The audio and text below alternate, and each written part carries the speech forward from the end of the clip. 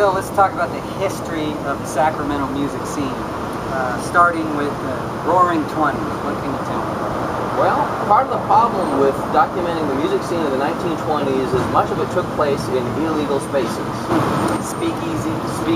Prohibition was on, and it was very lightly enforced here in Sacramento compared to other parts of the state. Los Angeles was notoriously strict for its enforcement of prohibition. In the Bay Area, it varied from city to city. Oakland was wide open, but Berkeley was very, very tightly enforced. And Sacramento, because so much of Sacramento's patrician class, so many of our higher-end business people were folks who were had been involved in the beer and wine industry, brewers, winemakers, growing grapes and hops and grain.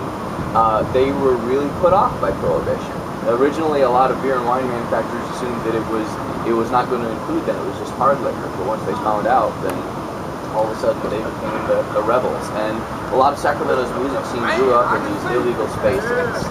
Folks like Ansel Hoffman had been entertainment and restaurant moguls prior to the enforcement of prohibition. He was like today's Randy Carragher, where he owned multiple restaurants and some music venues and had to go underground.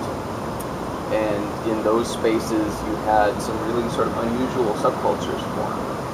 One that I've read a little bit about and been able to find a little bit about is the Japanese jazz scene. Sacramento had a large Japan town. In the 1920s, 30s, we, by population, were the most Japanese city of any city in the United States. Wow. And it was large enough where they were, because there was a lot of resistance to the Japanese and other aspects of Sacramento life, they kind of had to do things on their own, but the Nisei, the first generation of Japanese Americans born in the U.S., they were in love with things American. It's their home, it's their country, it's their culture, it's their music. And they loved jazz, and so they formed their own bands and had their own clubs. Like the Nighthawks was one of the popular bands, the big bands of that scene.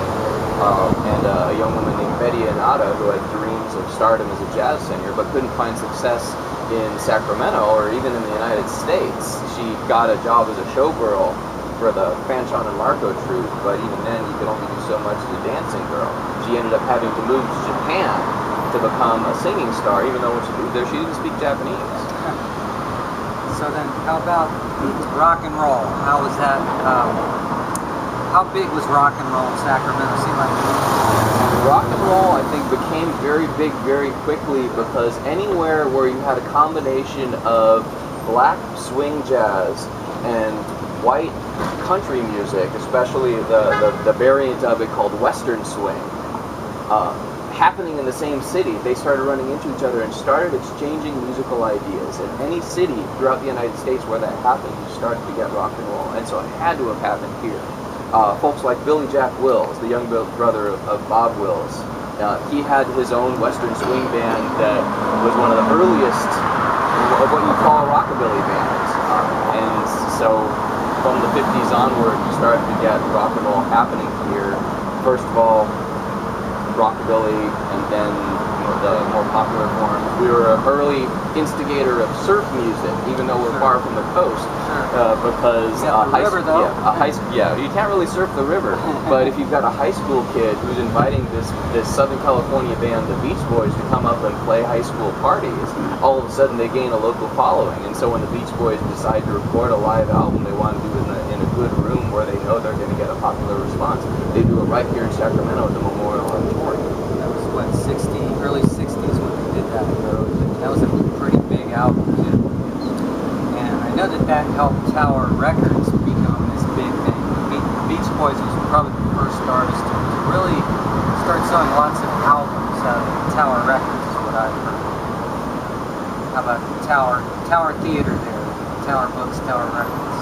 Tower, I don't know an extensive amount about the history of Tower. They started in the drugstore there, and Russ Solomon was just using his dad's drugstore as a place to sell used jukebox records. And it made so much money that he ended up spinning it into this whole independent business.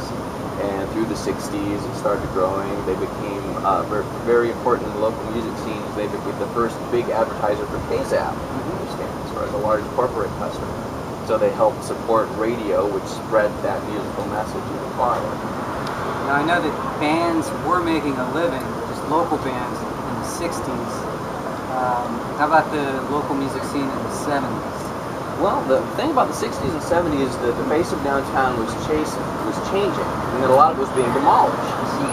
And in other cities where there wasn't really the money or the energy to demolish downtown, rock and roll venues would take over in old theater spaces or old community halls. And there were plenty in Sacramento. There were places like the Trip Room, a block away at 11th and J Street, which had previously been the Native Sons Hall, where rock and roll events happened in the late 60s, or what was called Homefront at the old the Episcopalian Church on 15th and J. These were temporary spaces, and it seems like they would only operate for a while and then they'd get shut down. Like there was a lot of pressure to move this kind of activity somewhere else. And one of the rallying points for Sacramento's musical community, really Northern California's musical community, was the Save the Alhambra campaign. In the early 70s, the Alhambra Theater went out of business. It closed as a theater, and Safeway, who had wanted to expand their 39th Street store, bought the lot in order to build a larger Safeway. And sort of an alliance between local history enthusiasts who wanted to preserve the theater as an artifact of architecture, a masterwork of architecture, and local musicians who saw it as a counterpart to the Great American Music Hall, to the Fillmore, to rock venues elsewhere where big bands could play in a beautiful theater that had great acoustics. And this whole series of shows galvanized the community, but unfortunately it didn't raise enough money to actually stop the closure and the demolition of the theater. Bill, we'll talk more about the local scene in the next video.